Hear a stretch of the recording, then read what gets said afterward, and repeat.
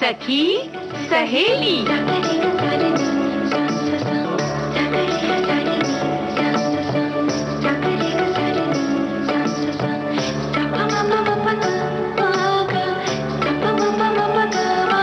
सखी सहेली।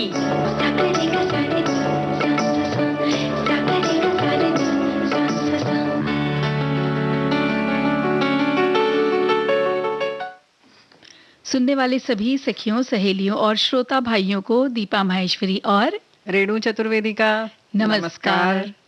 हम उम्मीद करते हैं रेणु जी की सब हमारे सुनने वाले हमारे श्रोतागण स्वस्थ होंगे, सुरक्षित होंगे। भाई दीपा, तुम हर बार ये उम्मीद करती हो और तुम्हारी इस उम्मीद पर हमारे सभी श्रोता जो हैं, भाई बंधु सभी खरे उतरते हैं, हमें लगता है ना। और जो थोड़े बहुत होते हैं वो जब कार्यक्रम सुनते हैं, गीत संगीत का आनंद लेते हैं, तो बहुत हद तक उनके मन मिजाज भी खुशी से भर जाते होंगे, ऐसा हम भी उम्मीद करते हैं कि नहीं। और जब मिलते हैं तो खैर खैरियत पूछना अच्छा लगता है। बिल्कुल अच्छा लगता है। जाहिर है कि हमें भी चिंता रहती है कि आप सब कैसे हैं, इस समय क्या कर रहे हैं। कोई कुछ कर रहा है, कोई काम पर है, कोई आराम कर रहा है, कोई आराम कर चुका है।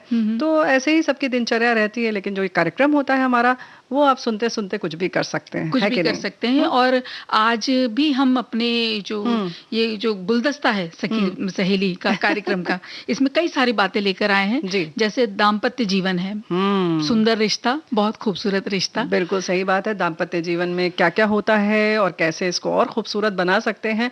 यूं तो अपने आप में बहुत खूबसूरत ये है संबंध और ये बड़ी खूबसूरत सी चीज है, लेकिन इसको और कैसे खुशनुमा बनाए रख सकते हैं, इस पर चर्चा करेंगे। और वहीं सब चाहते हैं ना दीपा कि हमारी छवि बहुत अच्छी हो, हम एक अच्छी माँ के रूप में सामने हों, एक अच्छी महिला के तरह से सामने हो, या एक अच्छे मेजबान के तौर पर भी हम रहें। तो हर तरह से हम चाहते हैं कि भाई कोई कुछ कहे नहीं, है कि नहीं। हमें हमेशा ऐसा लगता है कि हमारे पीठ पीछे सिर्फ प्रशंसा ही हो, है ना। सही बात है, भले ही हम किसी की बुराई कर लें। तो भाई हम अपनी जो छवि सुधारना चाहते हैं, तो कैसे हमारी आदतें उसके निर्माण में सहायक होती हैं, इस पर चर्चा कर लेंगे आज, है कि नहीं। और सोमवार का दिन है तो धारावाहिक चित्रलेखा भी आज होता है, तो उसका बिल्कुल हमें भी इंतजार है, हमारे श्रोताओं को भी है। बिल्कुल, तो उसका भी भाग सुनेंगे हम अगला। और साहित्यकार डॉक्टर नीलम प्रभा वर्मा के बारे में हम जानेंगे कि उनकी जीवन कैसा रहा और किस तरह से वो प्रेरणा देती आ रही हैं और कैसी उनकी लेखन शैली है, वो क्या लिखती हैं और किस तरह से लेखन की दिशा में उन्होंने कदम रखा, क्षेत्र में कदम रखा। तो ये सब जानकारियां तो हम लेंगे ही, लेकिन गीत संगीत सुनते हुए आगे बढ़ते हैं ना। जी, तो एक गीत पहले सुनते हैं।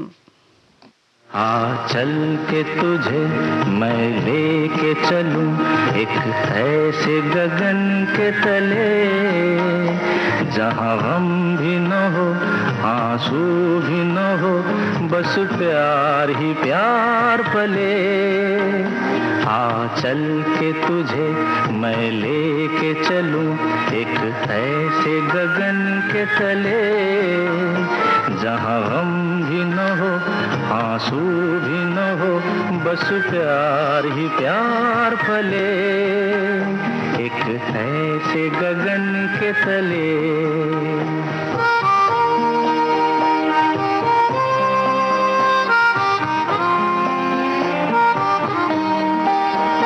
सूरज की पहली किरण से आशा का सवेरा जागे, सूरज की पहली किरण से आशा का सवेरा जागे, चंदा की किरण से धुलकर घनघोर अंधेरा भागे, चंदा की किरण से धुलकर घनघोर अंधेरा भागे।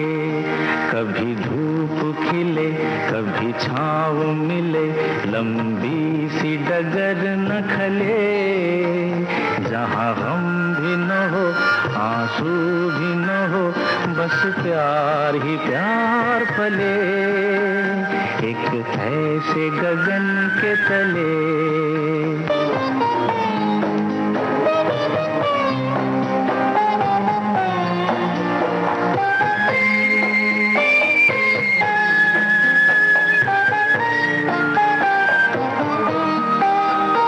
जहाँ दूर नजर दौड़ाए, आजाद गगन लहराए, जहाँ रंग बिरंगे पंछी आशा का संदेशा लाए, जहाँ रंग बिरंगे पंछी आशा का संदेशा लाए। सपनों में पली हंसती हो कली, जहाँ शाम सुहानी ढले, जहाँ गम भी न हो आंसू भी न हो, बस प्यार ही प्यार पले। आ चल के तुझे मैं लेके चलूं एक ऐसे गगन के तले, जहाँ गम भी न हो आंसू भी न हो, बस प्यार ही प्यार पले। एक ऐसे गगन के तले, एक ऐसे गगन के तले, एक ऐसे गगन के तले। हम सब चाहते हैं ना एक ऐसा गगन हो, एक ऐसा संसार हो जहाँ पर सिर्फ खुशियां ही खुशियां हो, है ना? ये बात तो है दीपा, लेकिन इस गीत की एक बड़ी खास बात है ना, बहुत सीधे सरल शब्दों में पूरे जीवन के कह सकते हैं ना कि छवि को दर्शा दिया गया है, और बड़े प्यारे से बहुत सरल सरल शब्दों में कह दिया गया है कि कैसा हम चाहते हैं। जी, जैसे कि कोई बड़ा हमें बता रहा है कि जैसे कि कोई आशीर्वाद दे रहा हो कि तुम्हारा जीवन बस ऐसा हो, ऐसा हो। मतलब उसमें कोई बहुत भारी भारी शब्दों का प्रयोग नहीं है कि जी, नहीं? बिल्कुल बिल्कुल। तो ये बहुत अच्छा लगा। और इसके इसी तरह की बात जो है वो आज जो हमारी साहित्यकार हैं, सखी विशेष में हम जिनकी बात कर रहे हैं, डॉक्टर नीलम प्रभा वर्मा की, उनकी भी लेखनी कुछ ऐसी ही थी, है मतलब कह सकते हैं कि नहीं? जी जी, वो बिल्कुल साधारण शुरुआत उनकी कुछ ऐसे बहुत अलग से नहीं हुई लेखनी की, बहुत ही साधारण सा जीवन जी रही थी, और मन में उन्होंने ठान रखा था कि मुझे कुछ करना है, मुझे कुछ पाना है जिंदगी में। बहुत वर्ष बीत गए रेणु जी, लेकिन वो अपने कार्य पे लगातार लगती रही, गृहिणी बन के वो घर संसार सब संभालते हुए उन्होंने अपने लक्ष्य को साधा और पाया, और यही प्रेरणा सभी को देती चली आ रही। और बड़ी मजेदार बात यह है दीपा कि वो जो उनका लक्ष्य था वो आसान नहीं था, क्योंकि जिस समय पढ़ाई का समय होता है उस समय तो हम पढ़ना नहीं चाहते हैं, बिल्कुल, और उसके बाद पढ़ना तो मतलब असंभव सी बात है, लेकिन उन्होंने कर दिखाया। डॉक्टर नीलम प्रभा जो है, हम बात कर रहे हैं उनके शोध कार्य की। उन्होंने शोध प्रबंध जो है वो बहुत बढ़ती हुई उम्र में लिखा और उसको पूरा किया। लेकिन हम बात करें अगर उनके जन्म की, तो पेशावर में आपका जन्म हुआ। बहुत छोटी थी तो उनका परिवार जौनसार आ गया और यहीं उनका पूरा परिवार रहता था। और प्रारंभिक शिक्षा इनकी यहाँ हुई, गढ़वाल विश्वविद्यालय से स्नातकोत्तर की शिक्षा ली, यानी पोस्ट ग्रेजुएशन किया। और उनकी इच्छा बहुत थी कि वो शोध कार्य करें, पीएचडी करें, लेकिन आर्थिक स्थिति और कुछ ऐसा होता है कि परिवार में बहुत सारे भाई बहन हो तो सब कुछ संभव नहीं होता है जी, तो उनके लिए थोड़ा मुश्किल था। बिल्कुल कठिन बहुत था रेणु जी, लेकिन मन में उनके बहुत संकल्प, एक दृढ़ संकल्प लिए हुए थी, और वो सालों इस स्वप्न को अपने मन के अंदर लिए रही कि मुझे ये शोध कार्य पीएचडी करना ही है जी। और विवाह के बाद उनका ये सपना पूर्ण भी हुआ। उन्होंने कई वर्षों तक साहित्य में सौंदर्य बोध इस विषय पर लिखना शुरू कर दिया था। अपने आप से ही उन्होंने ये कार्य शुरू किया, और ये थीसिस फिर आपने विक्रमादित्य हिंदी साहित्य विद्यापीठ में उन्होंने जमा करा दी। और ये हाल ही की बात है, 2017 में आपके इसी शोध को विद्यापीठ से पीएचडी की उपाधि भी प्राप्त हुई, और ये मतलब बिल्कुल अभी की ही बात है कुछ। लेकिन बड़ी बात यह है कि डॉक्टर नीलम प्रभा वर्मा जो कहती हैं कि उम्र बस अंक है, उन्होंने सिर्फ कहा नहीं, हम सभी कहते हैं कि ये मात्र अंक है, मन से आप युवा बने रहें तो आप कुछ भी कर सकते हैं, लेकिन करते वर्ते कुछ नहीं है। लेकिन आपने डॉक्टर नीलम जी ने प्रेरणादायी बात यह है कि ये जो इन्होंने शोध प्रबंध जमा किया वो, या उन्हें जो उपाधि मिली पीएचडी की, वो उन्हें 68 वर्ष की आयु में मिली। ये है ना बड़ी बात, बहुत बड़ी बात है कि नहीं? बिल्कुल। और उन्हीं के शब्दों में जी, वो मतलब इतना अच्छा लग रहा है उनके बारे में बोलना, तो रोका नहीं जा रहा। तो वो ये कहती हैं कि मैंने ये जिद बना ली थी कि पीएचडी की उपाधि मुझे मिले, और मैंने अपना कहा स्वयं मान के उसे संपूर्णता दी। ये उन्हीं के शब्द हैं, वो बताती हैं। और वो खुद भी ये बात और भी ये कहती हैं कि बहुत सारे पुरस्कार मिले, लेकिन जो पीएचडी उन्हें मिली, जो सम्मान मिला शोध प्रबंध के लिए, वो उनको सबसे बड़ा उनका सम्मान उनको मिला है अब तक। तो भले ही उनके श्रम का है, सीधे उनको जो उपाधि मिली कह सकते हैं कि ये तो एक उपाधि है, जैसे हमें MA BA सबकी मिलती है, लेकिन वो कहती है बाकी सब सम्मान से सबसे बड़ा सम्मान मुझे यही है कि जिस समय मुझे ये PhD अवार्ड मिला, तो बहुत बड़ी बात है।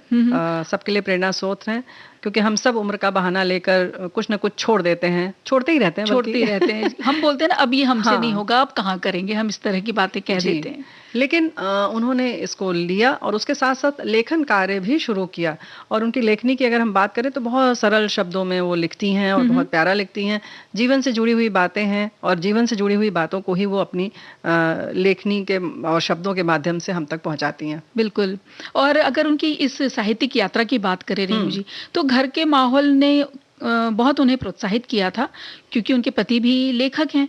तो वो जब भी घर पे लिखने बैठते तो नीलम प्रभा जी देखती कि वो लिख रहे हैं तो उनका मन भी होने लगता कि मैं भी लिखूं, मैं भी देखूं और मैं करके देखूं। तो उनके पति ने उस काम के लिए उन्हें बहुत शुरुआत में बहुत प्रोत्साहन दिया, और प्रोत्साहन का ढंग ना जरा उनका अलग था। अच्छा। वे हमेशा नीलम जी के सामने चुनौती रख देते और क्या कहते कि ये तुमसे तो हो ही नहीं पाएगा, तुम कहीं लिख ही नहीं सकती, और बस वे लग जाती उस चुनौती को पूर्ण करने में, और इसी तरह वे लिखती रही और उनके पति का सहयोग उन्हें यूं ही मिलता रहा। तो उनकी कुछ पंक्तियां मैं पढ़ दूं यहाँ पर। वे लिखती हैं कि हसरतों का उम्र से क्या वास्ता, हसरतों का उम्र से क्या वास्ता, हसरतें अपनी जगह, उम्र अपनी जगह, कोई क्या कहेगा कहते रहने दो, दिल अपनी जगह, अरमान अपनी जगह, नज़दीकियां हैं तो कह दो अभी के अभी, नज़दीकियां हैं तो कह दो अभी के अभी, इनकार अपनी जगह, इकरार अपनी जगह। तो देखिए कितने साधारण बात में उन्होंने ये भी बता दिया कि भाई बताना है तो बता दो, नहीं तो इस बात को यहीं खत्म कर दो। बिल्कुल। तो बहुत सुंदर आपकी लेखनी। और गुरुओं की बात करें तो आपके गुरु सुखवीर विश्वकर्मा जी हैं, और जिन्होंने उनके लेखन कार्य में बहुत सुधार कार्य किया। जी बिल्कुल। और जिस तरह से वो लिख रही थी ना, तो एक दिन यूं हुआ कि खाना बनाते वक्त उन्हें कुछ पंक्तियां दिमाग में आई। अब उनके गुरुजी ने ये कहा था कि जब भी कुछ लिखने का आए तो बस तुम सब कुछ काम छोड़ के लिख लिया करो। तो बस उस दिन भी उन्होंने यही किया, उन्होंने सब छोड़ा, अपने रसोई का काम, और लिखने के लिए कागज पेन और पेन को हाथ में ले लिया, और वहां उन्होंने अपनी पहली रचना लिखी। और इसीलिए तो वो गुरु को बहुत महत्व देती हैं, और वो कहती हैं कि हर किसी के लिए गुरु होना ही चाहिए। और उनका ये भी कहना है कि आज या पहले भी जो लोग संख्या बल पर ज्यादा ध्यान देते हैं कि हमने इतनी पंक्तियां लिख डाली या इतनी रचनाएं कर ली, उससे ज्यादा अच्छा है कि कम हो लेकिन गुणवत्ता बहुत अच्छी हो। तो इस तरह से कहते हैं ना कि क्वांटिटी नहीं क्वालिटी में विश्वास रखती हैं डॉक्टर नीलम प्रभा वर्मा जी। तो जो रोटी बनाते वक्त उन्होंने कविता लिखी वो हम सुना दें? बिल्कुल सुनाइए। तो वो ये कविता कुछ इस तरह है कि बिगड़ों का सौंदर्य देखा है कभी तुमने, बिगड़ों का सौंदर्य देखा है कभी तुमने, मैंने देखा है उसे, जिया है उसे, रिझाया गया मुझे फूलों का नाम लेकर, अज्ञात आकर्षण के तहत रोशनी का लोभ देकर, कि बागों में खिले फूल सतरंगी काफिलों में पत्तों पर पड़े सोते हैं, बागों में खिले फूल सतरंगी काफिलों में पत्तों पर पड़े सोते हैं, रंगों का गंधों का तकिया लगाकर। क्या बात है, पत्तों पर पड़े सोते हैं, रंगों का गंधों का तकिया लगाकर, यहाँ अधखिली कलियां भी चिटक जाती हैं आहट पाकर, यहाँ अधखिली कलियां भी चिटक जाती हैं आहट पाकर, फूलों की थिरकन से पल पल की ठिठकन से एक दौड़ बीहड़ की ओर, उनका अकेलापन दर्द की कहानी, उनका अकेलापन दर्द की कहानी सुनता हूँ यूं जैसे आप बीती हो मेरी, मैंने जिया है उसे पवित्र आस्था की तरह। बहुत सुंदर, बहुत सुंदर। और ये रचना उन्होंने रोटियां बेलते दौरान लिखी थी।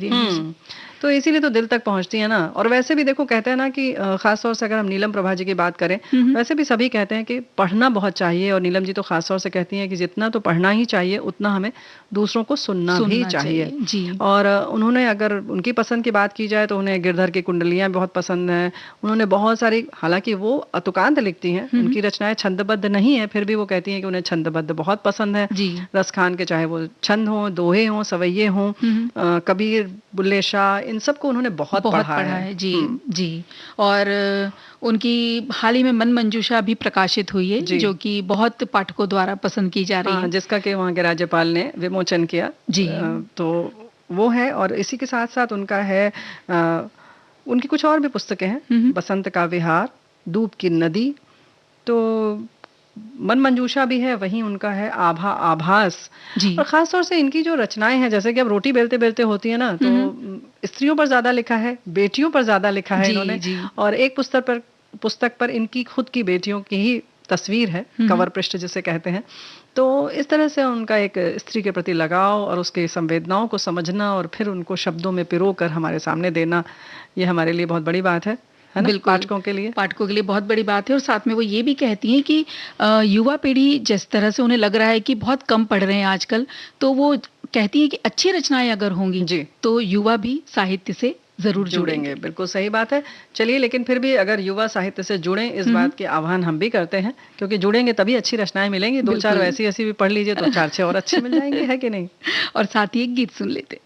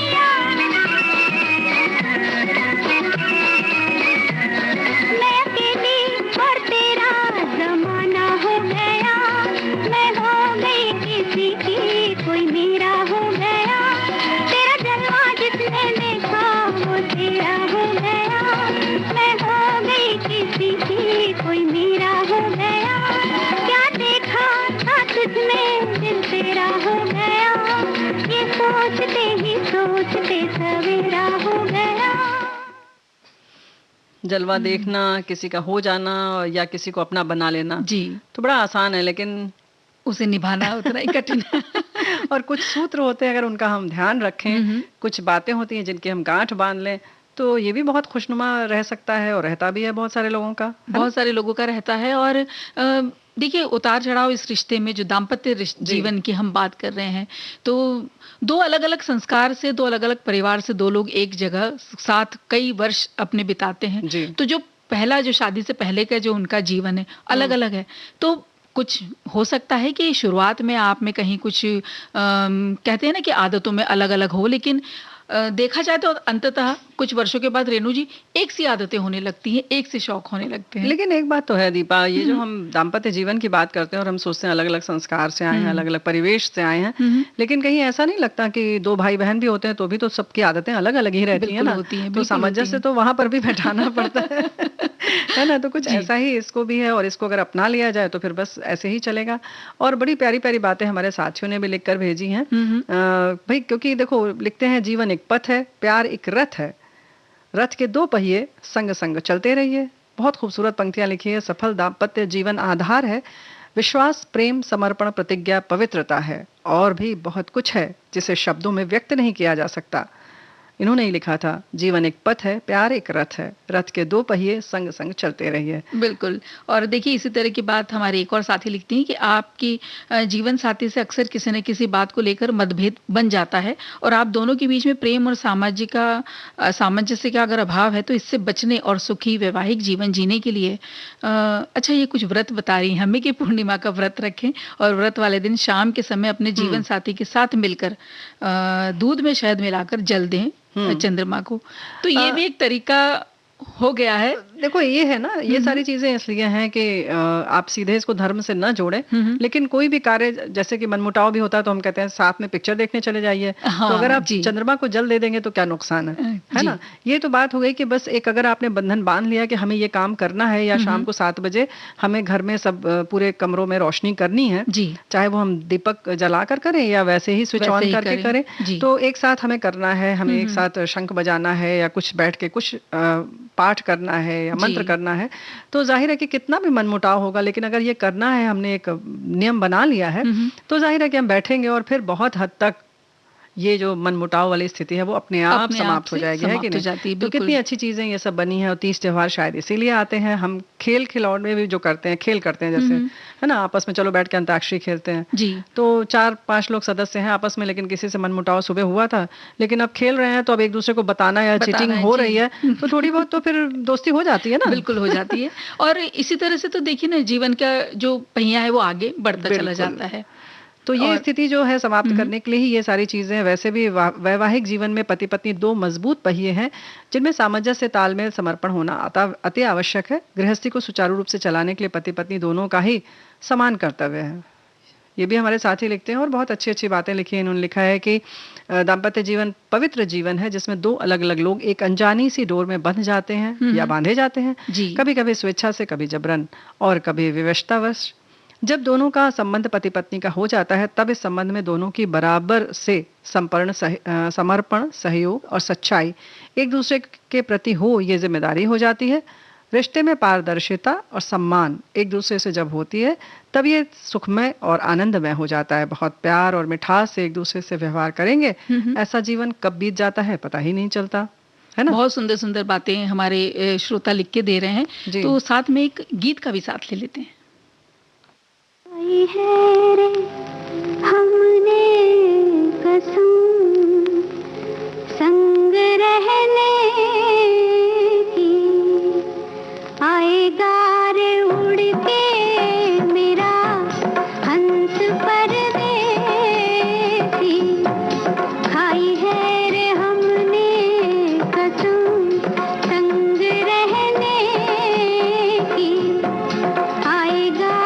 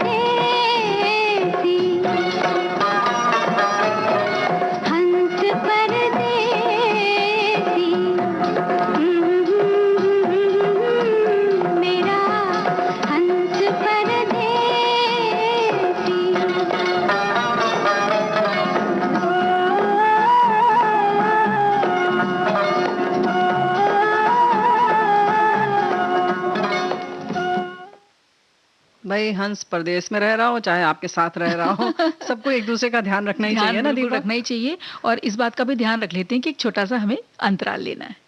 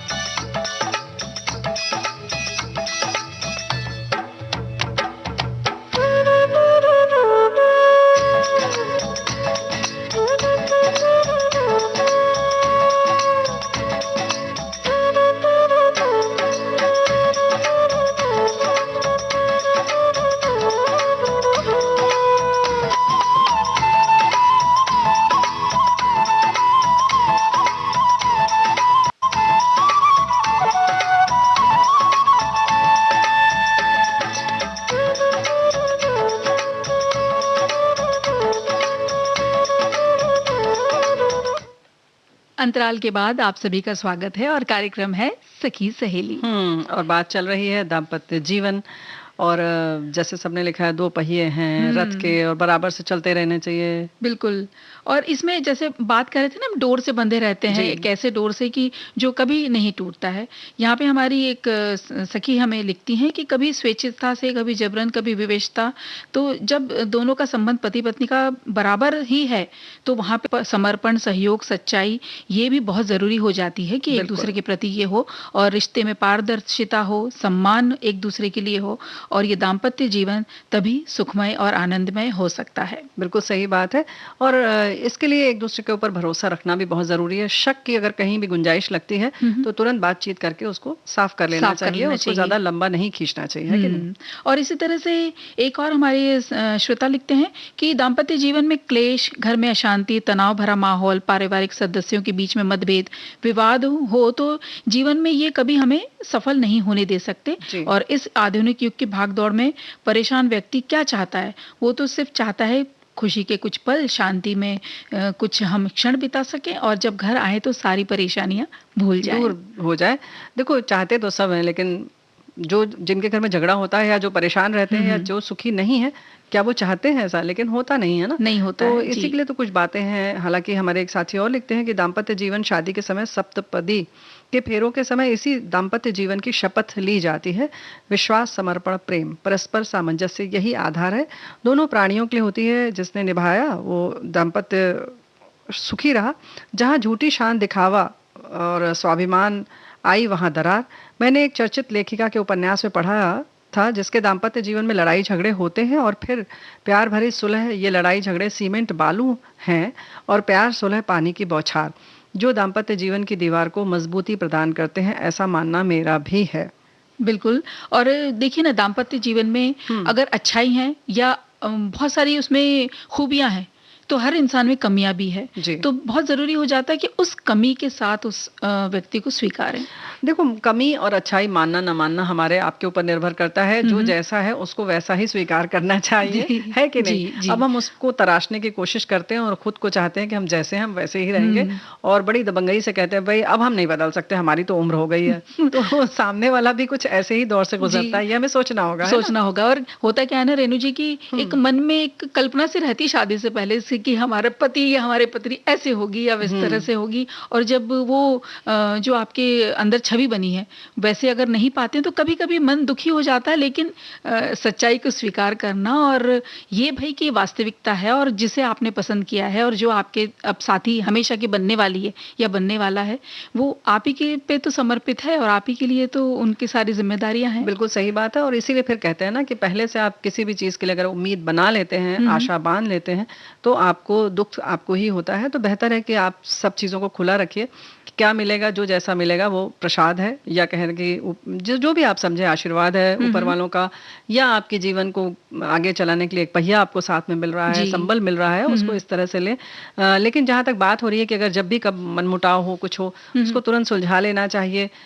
कभी कभी क्या होता है कि हम अक्सर ऐसा सोचते हैं कि मौन रहना सबसे अच्छा है, लेकिन कभी कभी ये स्थिति पर निर्भर करता है कि अपनी बात को कभी स्पष्ट करना भी बहुत जरूरी हो जाता है। लेकिन कहीं कहीं मौन जो होता है वो 100 समस्याओं को 2 मिनट के अंदर सुलझा देता है कि अगर उस समय ना बोलते तो कितना अच्छा होता, बिल्कुल, है ना।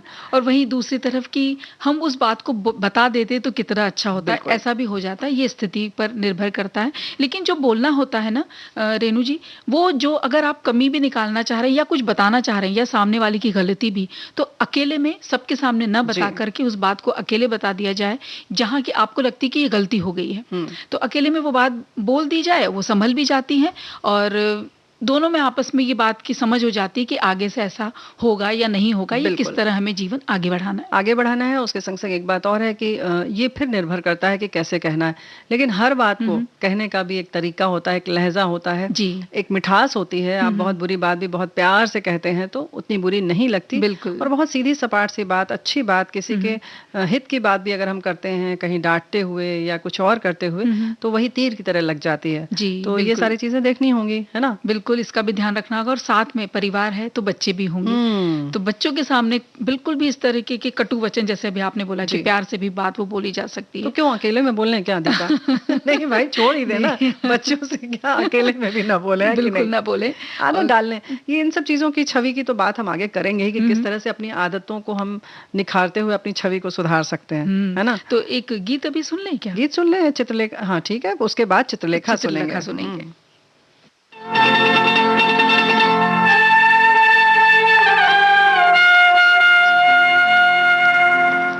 जे हम तुम चोरी से बंधे एक डोरी से, जइयो कहाँ ए हजूर। जे हम तुम चोरी से बंधे एक डोरी से, जइयो कहाँ ए हजूर।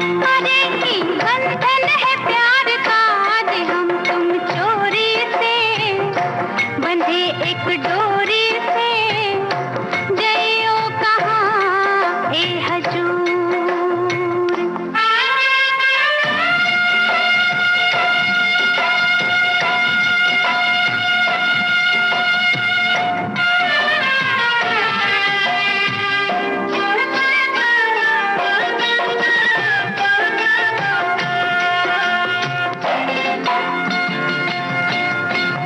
गजरा वाली फिर तू ऐसे काहे निहारे, गजरा वाली फिर तू ऐसे काहे निहारे।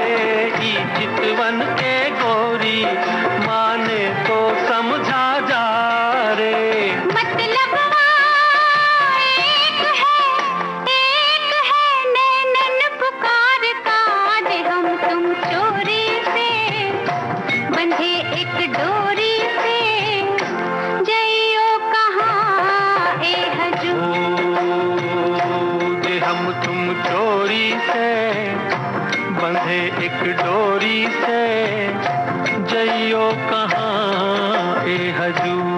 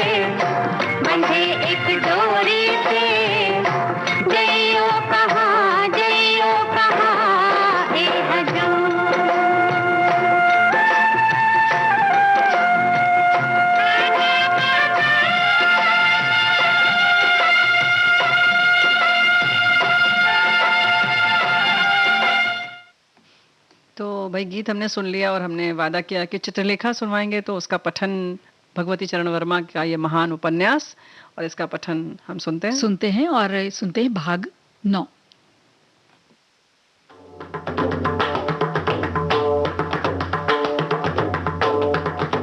चित्रलेखा।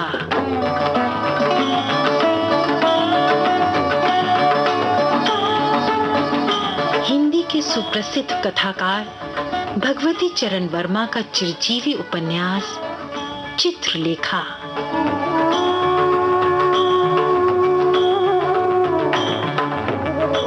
चित्रलेखा केवल कथा नहीं, वासना और तपस्या का द्वंद्व है।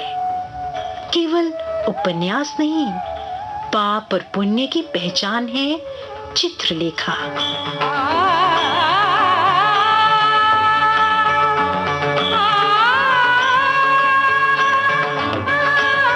अब तक हम चित्रलेखा की 8 कड़ियां पढ़ चुके हैं। अब 9वीं कड़ी में हमारा साक्षात्कार होगा राजनैतिक इतिहास के महामानव मंत्री चाणक्य से। पिछली कड़ी में हम सम्राट चंद्रगुप्त और उनके सभासदों को एक उत्तर की प्रतीक्षा में छोड़ आए थे। आइए आज का पठन आरंभ करें और जानें कि नीति शास्त्र में वर्णित विरोधी सिद्धांतों की महामंत्री चाणक्य क्या व्याख्या करते हैं।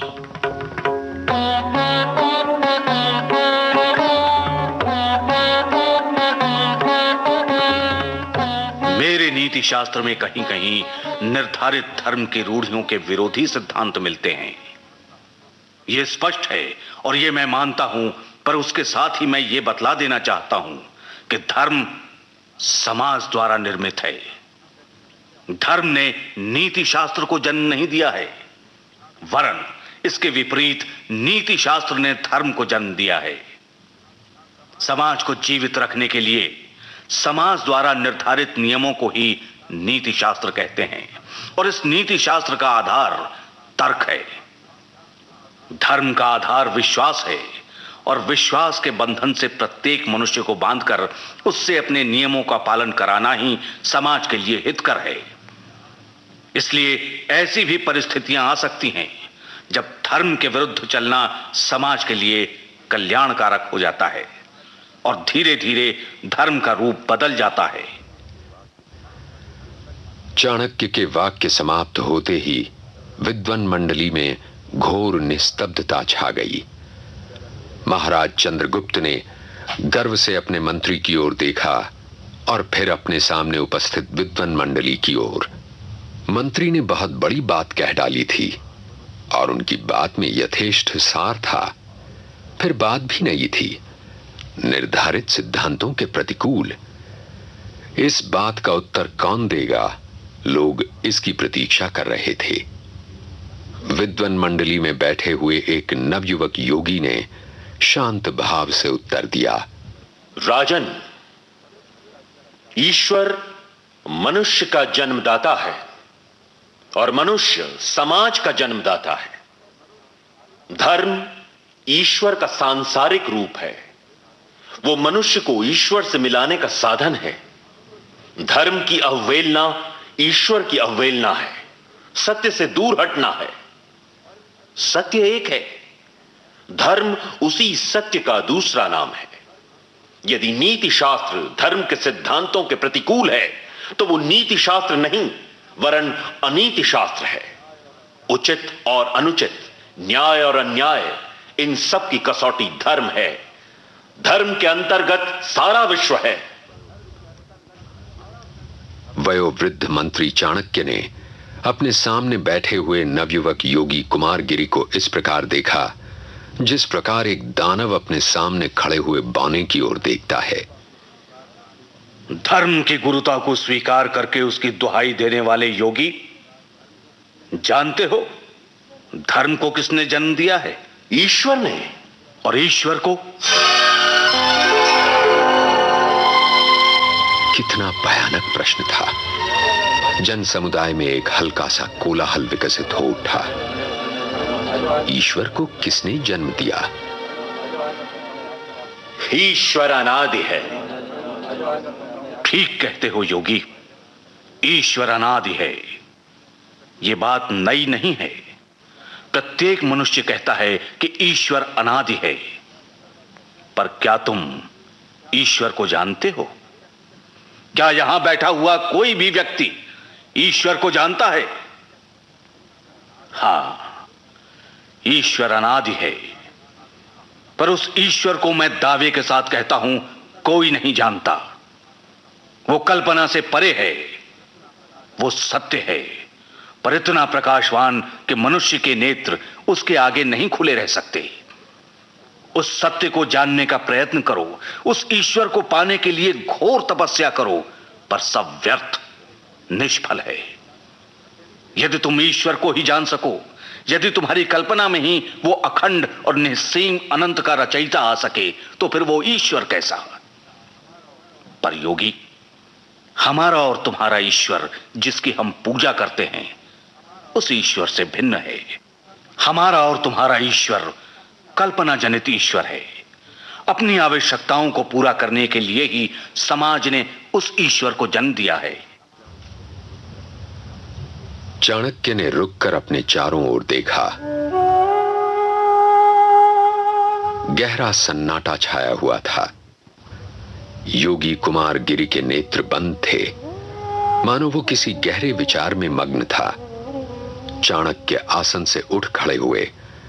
खड़े होकर उन्होंने सभा मंडल में अपने चारों ओर देखा। उनकी उस दृष्टि में गर्व था और अपने ऊपर विश्वास।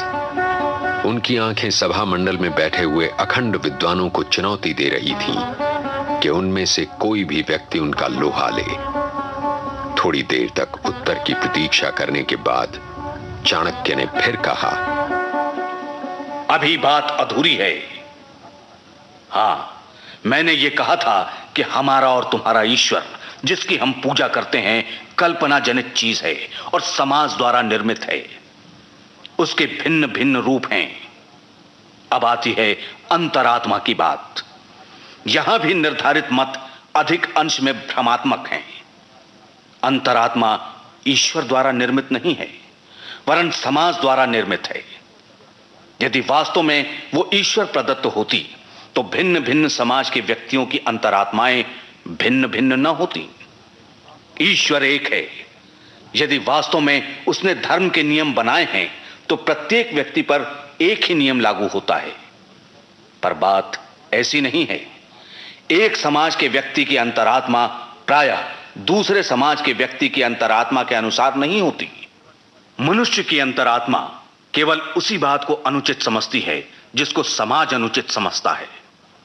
इसलिए यह निश्चय पूर्वक कहा जा सकता है कि अंतरात्मा समाज द्वारा निर्मित है। मनुष्य के हृदय में समाज के नियमों के प्रति अंधविश्वास और पूर्ण श्रद्धा को ही अंतरात्मा कहते हैं।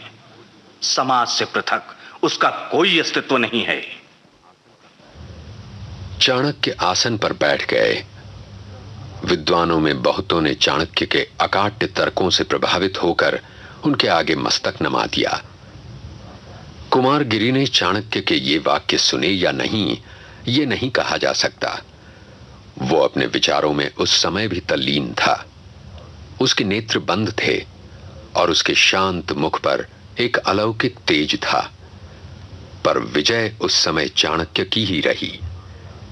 कुमारगिरी लोगों के मतानुसार चाणक्य के अकाट्य तर्कों का कोई उत्तर न दे सके। चंद्रगुप्त मुस्कुरा रहे थे। थोड़ी देर तक और प्रतीक्षा करने के बाद उन्होंने कहा, महामंत्री चाणक्य, वाद विवाद समाप्त हुआ। चित्रलेखा का नृत्य आरंभ हो। सभासद प्रतीक्षा में हैं।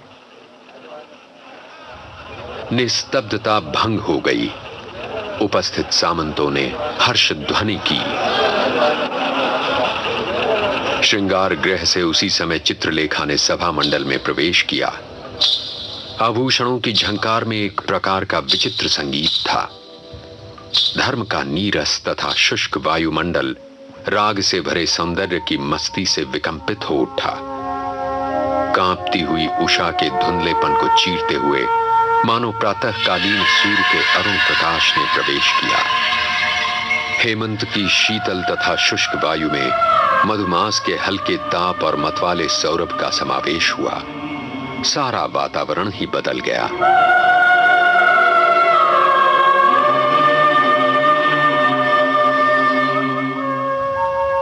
प्रांगण के बीचों बीच खड़ी होकर चित्रलेखा ने सबसे प्रथम सम्राट चंद्रगुप्त को अभिवादन किया। उस समय उसके सौंदर्य में अभूतपूर्व आकर्षण था। उसका मुख पूर्णिमा के चंद्रमा की भांति था और उसकी लहराती हुई वेणी नाग की भांति थी, जो विष से त्रस्त होकर चंद्रमा से उसका अमृत छीनने को उससे लिपट गया हो। उसकी वेणी में गुंथे हुए मुक्ता जाल इस प्रकार शोभित हो रहे थे मानो चंद्रमा को संकट में देखकर तारकावली पंक्ति में बंधकर काले नाग से भिड़ गई थी। उसके शरीर पर महीन रेशम का दुपट्टा पड़ा हुआ था, जिसका होना अथवा न होना दोनों ही बराबर थे। उसके नीचे उसकी महीन जरी से कढ़ी हुई रेशम की चोली थी, जिससे उसके सुडौल उरोजों की आभा फूट निकलती थी। स्वर्ण तारों का लहंगा वो पहने हुई थी, जो रात्रि के उज्जवल प्रकाश में चकाचौंध उत्पन्न कर रहा था। रत्न जटित आभूषणों से वो लदी थी। उस समय वो साक्षात लक्ष्मी रूप में थी।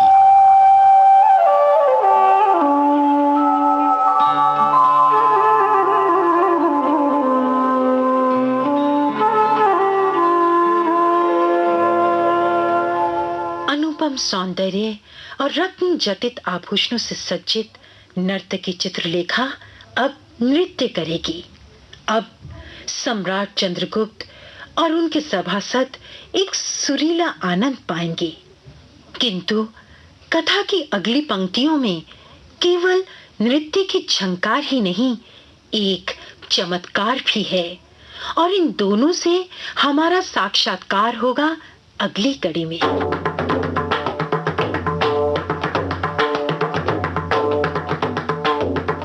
आज की कड़ी में चाणक्य, चंद्रगुप्त और कुमारगिरी को अपने स्वरों का परिधान दिया प्रदीप शुक्ल, आनंद सिंह और सुधीर पांडे ने। सूत्रधार थे हरीश भीमाणी।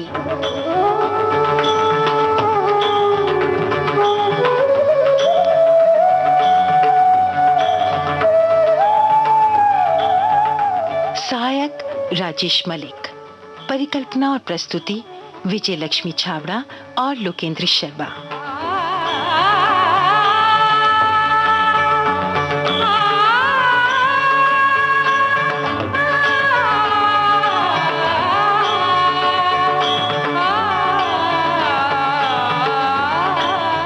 अब पुष्पा सक्सेना 10वीं कड़ी के प्रसारण तक आपसे विदा लेती है। नमस्कार। ये सुन रहे थे हम चित्रलेखा की 9वीं कड़ी, और जैसे हम बात कर रहे थे रेणु जी की छवि कैसे बना या बिगाड़ सकती है किसी व्यक्तित्व को, तो हमारे श्रोता लिखते हैं कि हमारी छवि को गढ़ने में प्रमुख भूमिका निभाती हैं हमारी आदतें। जैसा स्वभाव होगा वैसा ही ये बनती चली जाएंगी। और कुछ लोगों की आदत होती है कि वे बातचीत में असभ्य शब्दों का इस्तेमाल करते हैं। दूसरों के घरों में ताक झाक करना, उनके निजी मामलों में दखल देना, ये बिल्कुल ठीक नहीं है। और हर समय अपनी तारीफें करते रहना और आगे वाले लोगों को कमतर आंकना, ये भी ठीक नहीं है। कार्य क्षेत्र में काम से जी चुराना, सहकर्मियों की चुगली करना या अधिकारियों की चापलूसी करना, ये भी उन्हें ठीक नहीं लगता है। बात बिल्कुल सही लिखी है। ऐसे ही हमारे एक और साथी लिखते हैं, हमारी छवि किसी के भी दिल पर हमारी आदत के अनुसार ही बनती है। हम कैसे बोलते हैं, कैसा व्यवहार करते हैं, कितने नम्र हैं, कितने उग्र हैं, ये सब मिलकर हमारी एक छवि का निर्माण करती हैं। और सौम्यतापूर्ण व्यवहार सबको भा जाता है। जी, और एक हमारे श्रोता लिखते हैं कि अच्छा सोचना, अच्छा सुनना, अच्छा बोलना, ये आदत हमें सकारात्मक नजरिया देती है और सकारात्मक विचार सकारात्मक जीवन शैली के जनक हैं। क्या बात है। और ऐसे ही और भी बातें आई हैं, जैसे लिखते हैं कि बुरे का दबी जुबान से ही बुराई तो होती ही है। 100% कोई भी मनुष्य सही नहीं होता, पर आप अपना व्यक्तित्व साफ सुथरा रखते हैं तो निश्चित है आपके जाने के बाद भी लोग आपको याद करेंगे, चाहे वो गरीब हो या अमीर। अपने मुंह मियाँ मिट्ठू सभी बनते हैं, पर आपको 10 लोग अच्छा कहें तब आप अच्छे हैं। जी, और कहते हैं एक हमारे श्रोता कि अच्छी आदतें जब रखेंगे, मेल मिलाप रखें, भाईचारा रखें, प्रेम का व्यवहार रखें, आपस में समाज को कैसे जोड़कर रखें, इस तरह की बातों को, इस तरह के स्वभाव को हम आगे बढ़ाएं तो हमारे स्वभाव में छवि भी अच्छी बन जाएगी और समाज भी हमारा अच्छा बनेगा।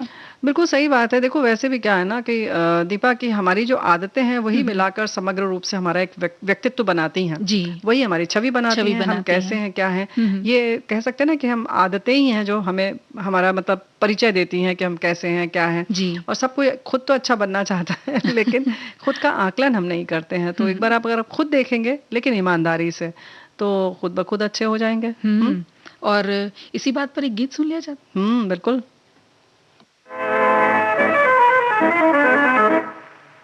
मैं तुमसे पूछती हूँ, मुझे तुमसे प्यार क्यों है, कभी तुम दगा न दोगे, मुझे एतबार क्यों है। मैं तुमसे पूछती हूँ, मुझे तुमसे प्यार क्यों है, कभी तुम दगा न दोगे, मुझे एतबार क्यों है। मैं तुमसे पूछती हूँ।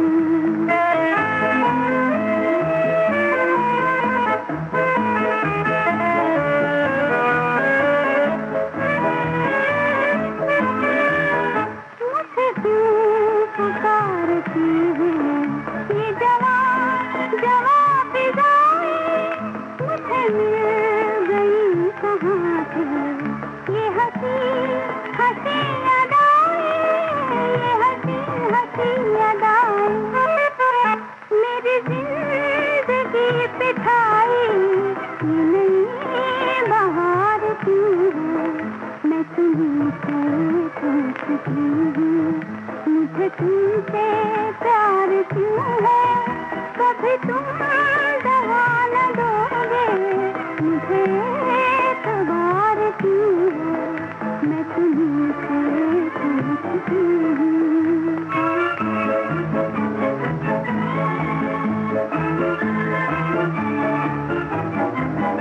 जो कदम उठा रही हूँ वो कदम बहक रहा है, मेरे तुमसे क्या निगाहें, मेरा दिल धड़क रहा है, मेरा दिल धड़क रहा है।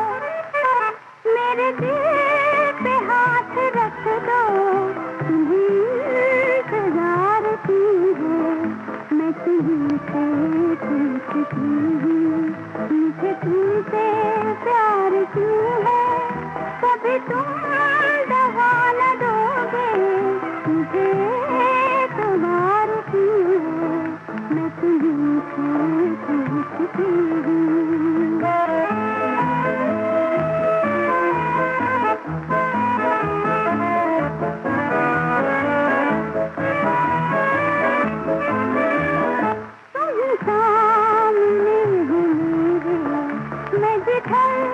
नजर उठाऊं, तुम्हें भूलना भी चाहूं, तो कभी न भूल पाऊं, तो कभी न भूल पाऊं। मेरे दिल पे हाय इतना तुम्हें प्यार क्यों है। मैं तुमसे पूछती हूँ, मुझे तुमसे प्यार क्यों है, कभी तुम दगा न दोगे, मुझे एतबार क्यों। और आज का समय यही हमको विदा लेने का हो गया रेणु जी। तो दीपा माहेश्वरी और रेणु चतुर्वेदी का नमस्कार।